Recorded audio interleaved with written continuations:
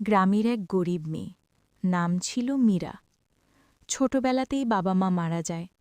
একা ছোট্ট কুঁড়ে ঘরে থাকত সে। জীবনে কষ্টই ছিল তার একমাত্র সঙ্গী। প্রতিদিন সন্ধ্যায় সে গ্রামের পুরনো কালী মন্দিরে যেত। সেখানে বসে সে চুপচাপ মা কালীর সামনে প্রার্থনা করত, মা, আমাকে একটু ভালো জীবন দাও। গ্রামের লোকেরা তাকে নিয়ে হাসত। ভগবান কি কখনো কারো দুঃখ দূর করে?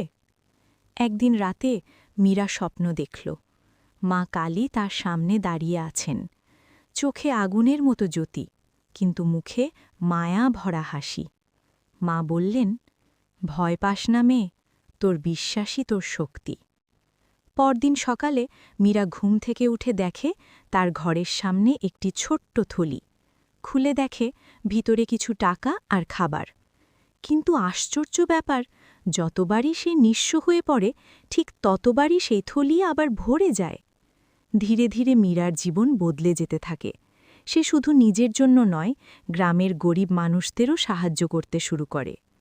একদিন সে আবার মন্দিরে গিয়ে বলে, মা, তুমি আমাকে এত কিছু দিলে, কিন্তু তুমি কে?